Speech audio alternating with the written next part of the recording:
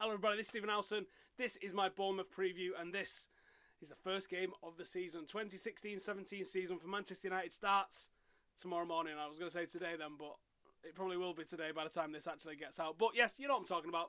Manchester United face Bournemouth in our first Premier League game of the season, the first Premier League match under Jose Mourinho. The first one with Zlatan in the team, the first one with Mkhitaryan in the team, and not the first one with Paul Pogba in the team, who's got some crazy yellow card suspension that's carried over from Italy, which, who knew, which kind of broke on Friday, and everyone was going, is that fucking serious? That can't be serious, can it? Now, he wouldn't have played all 90 minutes. It was a certainty not to start, but it was also a certainty. I mean, think about it. John Stones signed after Paul Pogba, played the whole game today, so there's an extra day either side of what happened with Pogba. So it was a certainty not to start, but I think it was also a certainty to be involved for 5 minutes, just to give him that reception for the away fans. Not getting that. We're going to get it on Friday night. There's no way he's not starting on Friday night against Southampton. That's an absolute guarantee. I'm putting him in my team today for next Friday. Don't you worry about that one. But how are we going to go tomorrow, today, by the time this is out? How are we going to get the 3 points? Because we have to start like a rocket now. We cannot start slowly. Luckily, Jose Mourinho is a man that generally starts quickly. And as we saw against Leicester, obviously Leicester went down again today against Hull. But they went down against us. They look flat at the moment. And I think the spark, the confidence, everything that they had that just sort of went for them last season, it was going to be tough to replicate for them, I think, this season, especially when they lose Kante. That sort of hard-working graft in the middle. This is why people piss me off when they say Pogba's not going to be all that special. He's not going to be all that important. He's not going to make that much of a difference to Manchester United because his goals and assists are average above average. They're not off the chart. He's a central midfielder. Look at what Kante did for Leicester that Leicester now don't have, and now they're in shit street. That's the sort of unquantifiable by statistics thing. Certainly the goals and assists statistics that people throw around, that can't really be quantified, but I think Kante was either first or second in interceptions last season. That can be quantified. That's the sort of thing that Kante brings. I mean, for 30 odd million, I don't know what the crack was why he went to Chelsea, and was we interested? Did we even inquire? Not a fucking clue. I hope that we did. I hope that someone was like, what about that fella?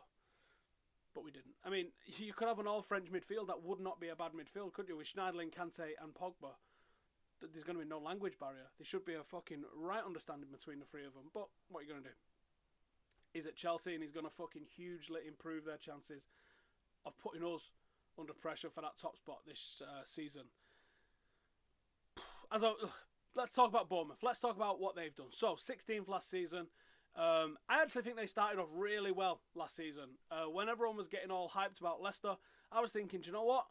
Watford and Bournemouth are going through similar things, and they both look alright. All three of them look alright. I didn't think that Leicester train was ever going to come.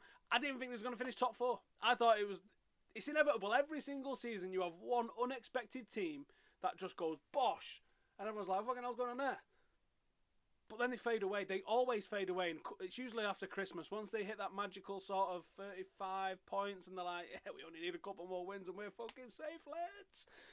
They usually fall apart. Leicester didn't fall apart. They just kept going and going and going and going and going. And then they was going to rivals like City and stuff like that, and they was fucking beating them. And you're like, fair play. You didn't just win the title by default like City did when Liverpool bottled it. You didn't just win the title by drawing it on goal difference. They went out and they won the title.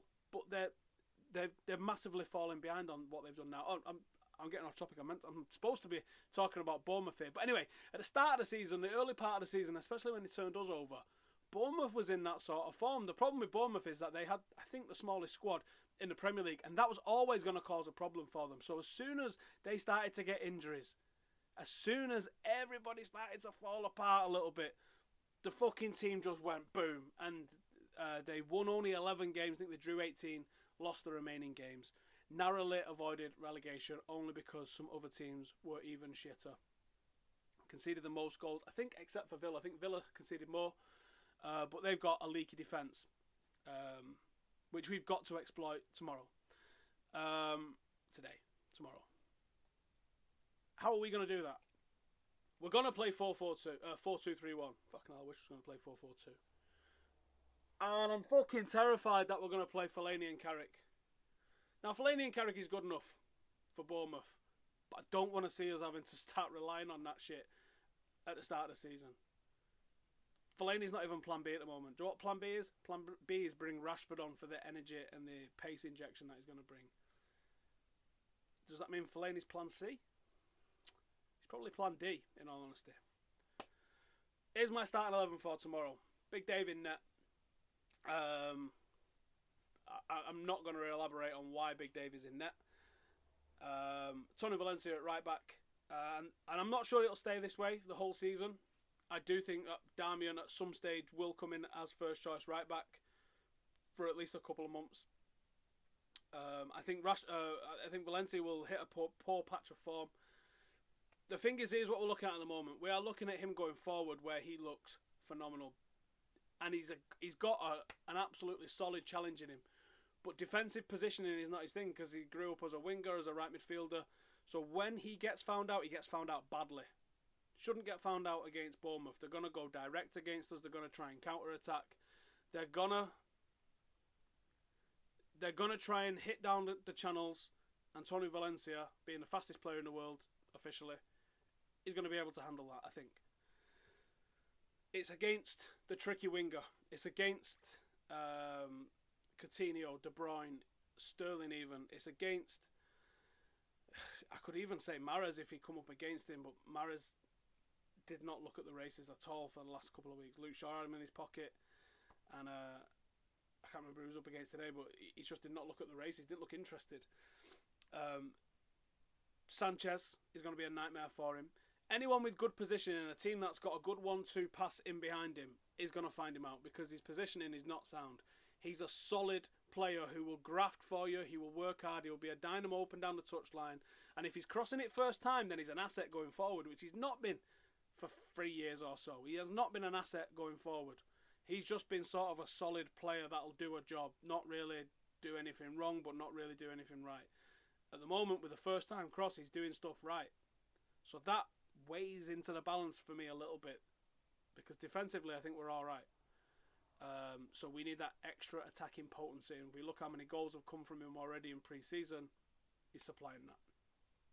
The centre-half partnership, Smalling is not match fit and he's also suspended, so we've got no Smalling, which means that it's going to be Bailly and Blind, and I'm cool with that.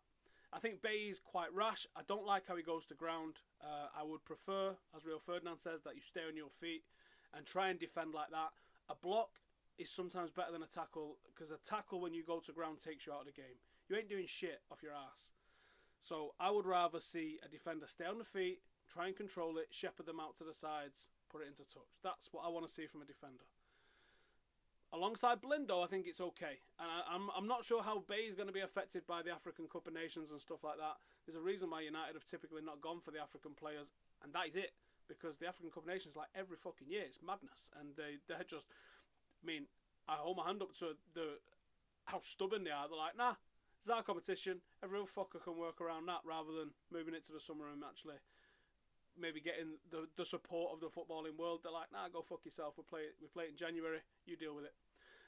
This is Africa. It's all as fuck in the summer. But alongside Blind, who I think is a very cerebral footballer, I think he's excellent with the ball at his feet. I think he reads the game fantastically. The only problem is he is not physical in any stretch of the imagination. He is not physically imposing. He's not tall. He's not quick. So he's literally playing with his brain, which is why I think he'd probably do great as a central midfielder alongside Pogba if you had someone else physical as well. You can make up for that, one-on-one sometimes if you've got everything around him. And I think if you're in the United back four with Shaw completing the three I've already spoken about, then you've got a good back four, because the pace of the other three makes up for the lack of pace with Daley Blind. And he can be the one that's talking and marshalling the line. And I like that. Luke Shaw, I could go on for days about Luke Shaw. I think he's so underrated and he's so good. Just the output of energy that he puts in is fantastic. He's a threat. He's a threat cutting inside. He's a threat going round to the byline. And he's a nightmare to get past. He's so intense, constantly jockeying. When an attacker comes for him, he's like a dog, the way he goes after a ball. Relentless. Fucking love him. Which leads us to the holding two. What do we do about the holding two?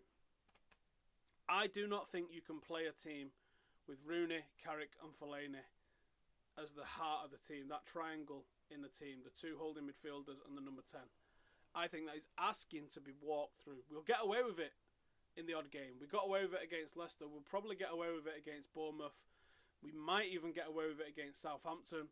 But we're not going to get away with that in the bigger games. We're not going to get away with that with teams that like to hit us on the counter, or teams that are physical through the middle. A team that plays 5 in the middle is going to have a field day with that. So I would like to see Herrera brought into the team, or Schneiderlin. If it was Carrick and Schneiderlin, I think that's a little bit too defensive, unless you allow Carrick to be a central midfielder, not a holding midfielder, and just let him push on and try and pick a pass, because Carrick's got that pass in his locker to be able to thread it right through the line. And I can see Carrick going straight through to Zlatan and him finishing something off. I can see that happening. That's one of the segments that I'm going to bring in to the previews, obviously not this week, going forward, is the move of the week. Something like, check this out, here's what I saw us doing last week, or here's what I've been seeing us sort of trying to create, here's what I think we're going to be trying to do. And I can't do that so early in the season, but an example of what I'm talking about is the pass from Blind straight through from the defence to Zlatan against Galatasaray. Zlatan turns and he plays a ball out to Valencia on the right hand side, who goes straight to the touchline and whips a cross in. That's a passage of play. That's I think a practiced passage of play. Almost like a live set play, if you like, if I can say that. And I see these happen from United all the time. Another one that you may have seen earlier last season would have been Luke Shaw fizzes a pass inside to someone, Memphis or Marshall, obviously prior to his injury. Luke Shaw hits the overlap, and Luke Shaw is a dummy runner, and it's designed for Marshall or Memphis to then run inside. They've took the eye of the defender and they've come inside. So that sort of passage of play, I'm going to call it the move of the week, and I'm going to explain to it, and I'm hopefully going to have a little bit of graphics and an arrow, and I'll be using Football Manager, I hope, to get that across and show you the move of the week. And if I was going to give you a move of the week this week, I was going to say it's going to be the Zlatan drops deep, receives the ball from deep from either a Carrick or a Blind pass. He hits it out wide, and then him and the left winger get into the box, giving us 2 targets in the box. That would have been my move of this week. I've got no graphics for it this week, but I'm sure you can picture what I'm talking about. If you look at the goal against Galatasaray, that's my move of the week. That's what I think we're going for. Could be wrong, but that's what I'm hoping. So I think Herrera next to Carrick, or Herrera next to Schneiderlin, I would be very happy with that. Or Schneiderlin and Carrick if we play Carrick bit more advanced. I don't want to see them both sitting deep. On the right hand side, I've ummed and ahed over this for a long time, and I don't think I can drop Jesse Lingard, but I don't think I can drop Mkhitaryan. The games he started, he's been man of the match, so how can I drop him? You can't drop Jesse Lingard because in the recent competitive-ish games, if you include the Charity Shield as a competitive game, he's been fantastic. He scored the last goal of last season, the first goal of this season. His energy was ridiculous. His goal against Leicester, if Messi scores it, that's on a billboard somewhere the week after. Again, Jesse Lingard doesn't really get the mention because Pogba was announced just before and just after that game. Jesse Lingard gets stiffed again with a fucking wonder goal at Wembley that doesn't get talked about by anybody. After the FA Cup final, Mourinho was announced. And what can you fucking do? So I think Jesse Lingard's got to play. And for me, he'll probably take up that right wing spot. Although, I like him down the middle. I really do like him down the middle as a number 10, playing off that striker, especially if you've got a striker like Zlatan, a short, nippy little player, almost Michael Owen-esque as a number 10 with a dribble on him like Jesse Lingard, getting in behind. Now, people are going to go, Michael Owen wasn't a fucking number 10. I didn't say he was a number 10. I said a short, nippy player who can dribble, a little bit like that. That's what I see in Jesse Lingard. If you've got a big man holding it up and being the leader of the line, then you need someone for him to bring it down and lay off to. Jesse Lingard's got that agility and pace to be able to get in around like that. That's what I like to see Jesse Lingard coming through. He's also got a decent eye for a ball, so he can play it to any of the other channels himself from that central position. I think he's better centrally than he is on a wing, but I think he'll play on the wing. I think Mkhitaryan's going to sit this one out. I think Wayne Rooney's going to start, but I don't know how long Wayne Rooney's going to start games for because his performances are not earning it. If Mkhitaryan comes in and his level of performance is up here and Jesse Lingard maintains performances up here, then I don't think Mourinho is going to accept Wayne Rooney keeping one of those out of the team with performances down here. If he raises his performance, then he's in the team. That's not a question, and that's no doubt whatsoever. So Lingard on the right, Rooney down the centre, and I think Memphis is going to start on the left-hand side. I think Marshall hasn't looked happy, hasn't looked at the races, he hasn't looked quick on his feet, he hasn't looked happy at the moment. And there's personal issues going on, there's all sorts of things happening in his life. Let's get him out of the spotlight, give him a couple of weeks off, let him get back into the start of the swing of things, and in the meantime, let's put our arm around Memphis a little bit, because he's a game changer. He can be a game changer. He just needs a little bit of love and someone to have the confidence in him, and I think you're going to see a whole different ball game. I think Zlatan Ibrahimovic's confidence can really rub off, and I think there's been a lift. If you look at the Instagram videos and pictures that are coming out, the Pogba one today, the one of Zlatan and Pogba going face to face with each other, that tells me that spirits at the club are high as a kite at the moment, and I think that's something that Memphis can feed off. I think once it started going back down and really degrading, as the team performances started to grate and the 0-0 started to get on everyone's tits, Memphis took a lot of that in internally, whether it was his fault or not. But you see with some of the mad skills that he was doing last season, the ability is there. The ability is absolutely there. I mean, can we just have a word about that rainbow flick over the head control that he did against Arsenal? I mean, technically that's not a player in poor confidence, is it, when you're doing mad shit like that? He did it. Up front, there's only one motherfucker that's leading this line, isn't it? And his name is Zlatan. Really impressed with him so far. There's more to his game than I previously thought. More to his game.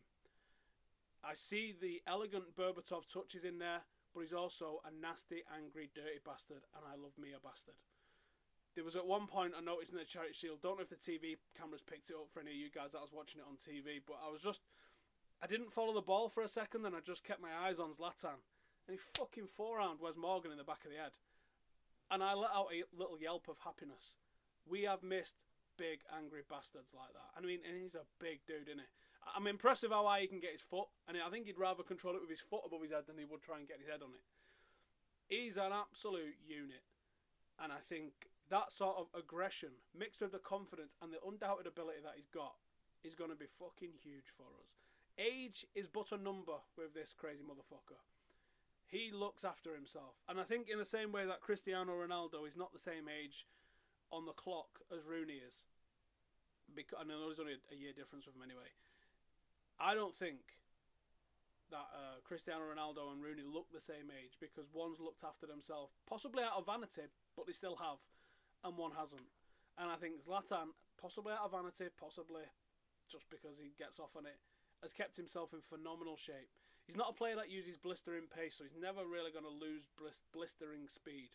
He uses the physicality, he uses shoulders, he leans on players at the right time, he gets his arms out like Alan Shearer did, he makes it hard for him, so you're not fucking nudging him off the ball. And when a cross comes in at head height into the box, then what is he, 6'5", something like that? A guy that can get his foot over his head flying through the fucking air. He's getting on the end of it, he's getting a toe, he's getting his fucking big nose on it, he's getting his head on it, he's getting something on it. And that is fucking deadly. And that, I think, is why we put a lot of first-time crosses into the ball, because Zlatan's got a very high percentage of finding them, like a pissing magnet. And then off the bench, we've got the options, obviously, of bringing on Fellini as plan D. We've got Marshall, who can go as a 9 or as the 11. You've got Rashford, who can probably play anywhere across the forward 3. We've got options at the moment, haven't we? And I've not even mentioned Juan Mata. We do have options. We've not mentioned Timbo. We've got the players that can come in and do something. As for a prediction, Jose Mourinho likes to steamroller some teams, doesn't it? Like a fucking train, just completely obliterating them. Tomorrow could be that. Tomorrow could be that. Confidence looks so high in the squad. The signing of Pogba has given the whole club an absolute lift. But I wouldn't be shocked if it was 1-0. Now, sometimes you get a 1-0, which is a park in the bus 1-0. Sometimes you get a 1-0, which is a... you've hammered at the door and only been let in after the 88th minute 1-0. And there's a different mentality to both of those. And I think we will be going to hammer on that door. And whether we get it and we smash them through with a load of goals or we don't, we will find out in, I don't know, 17 hours or something like that, however long it's going to be. And I can't fucking wait. The season is back. United look back. we're fucking scaring people. We've got the intimidation factor. I did something with Jay from Red Flag Flying Eye, the bald lad that we did the preview with, and he's done loads of work on Devils. You definitely have seen him with him. We spoke about something, and I can't remember what the subject of it was, but we were talking about intimidation factor. It might have been talking Mourinho. And I said, whether I agree with him being the best option or not, Mourinho definitely does bring an intimidation factor. When you look at that team sheet and you know that he's got we're not at home tomorrow, but at Old Trafford, we know that we've got a 9-year home record, or he's got a 9-year home record. He will turn Old Trafford. He will be undefeated in Old Trafford. He will, at least in the league, he will turn Old Trafford into an absolute fortress. That is guaranteed. As much as anything can be guaranteed in football, I think that is guaranteed. Now, whatever that evolves to on the road, it evolves to whatever, doesn't it? But I think Old Trafford becomes a fortress, so it's intimidating. You see Jose Mourinho's name, you get that team sheet. I did have some team sheets in here. They're down there. You get that team sheet, says Jose Mourinho as the manager. That's a bit of an intimidation factor, isn't it? Now, there's elements to his gameplay and management style and history that I don't like, but you can't deny that's an intimidating name on a team sheet. Then you look at the team, and the thing that I said in the video I did with Jay is, at the moment, and I think I was talking about Gareth Bale, I said there's nobody in a team that intimidates you. In United's team last year, you're like, fucking Rooney doesn't really intimidate me. Marshall's still on the up and up. Alright, the goalkeeper's fucking world class, but does he intimidate you? He's not a Schmeichel, is he? He's an excellent goalkeeper. But Schmeichel was fucking intimidating. I can imagine you go through one-on-one with Schmeichel and he just fucking cleans you out. And I bet he tells you he'll kill you next time you come near his box. And he's in your head, isn't he? And I love that. I love that crazy aspect of the game. I love the physical intimidation side of things. So when you've got a player like Zlatan, like Paul Pogba, and I don't think Mkhitaryan's massively intimidating at the moment. His stats are pretty fucking intimidating. Bailly might be intimidating because he's not roofed in right, I don't think. And then you've got Antonio Valencia, who I think can be intimidating. If Jose Mourinho gives him the fucking go to just be a complete and utter bastard, I think Valencia could be that. I honestly think Valencia could be that. You just got to look back at some of the times that he's had red cards. I think he's had red cards under United. And the times when he grabbed hold of Raheem Sterling by the throat. Channel that fucking nutcase. It's from Ecuador. I can't imagine everyone in Ecuador is completely sane. So, channel that one. And be that guy. And have any left winger in the country go, do you know what? I'm probably not going to go fucking mess with Antonio Valencia. Because he's nuts. And then you've got a team that's going to potentially go toe-to-toe with you. Like we had in the double side of 1994. Like we had with the Roy Keane era Manchester United. Where you go, do you know what? They'll play football, but they'll also have a fucking dust-up if we need to have a dust-up in it. That's Manchester United to me. That's a team that's not physically scared. We're not a 2008 era Spain. We're not a team like that. We're fucking nasty, horrible bastards all the way from the beginning. We've had Nobby Styles who kicked the living fuck out of you. We've had Dennis Law who'll kick the shit out of you. We've had Brian Robson who might be one of the fairest guys to play the game, but he will kick the living shit out of you. All the way through, Mark Hughes, Cantona, Roy Keane, Jaap Stam, physically intimidating nutcases. Now, Timothy Fosu-Mensah and Paul Pogba are physically intimidating. I don't know if they're aggressively intimidating. I hope they are. I hope they grow into being that sort of level of fucking mentalist. Vidic would put his head in places that he shouldn't even be allowed to. Physically intimidating. That's what United need to get back to. No better place to start than when we go to Bournemouth in the morning. Let's just fucking steamroller them. Let's put the league on notice. Because there's only been 1-0s, 2-1s, 1-0s all over the show today. No one's give anyone a proper good fucking slap, have they? Let's give Bournemouth a slap and start this season on a roll. Fucking out of here. Comment, like, subscribe. In a bit.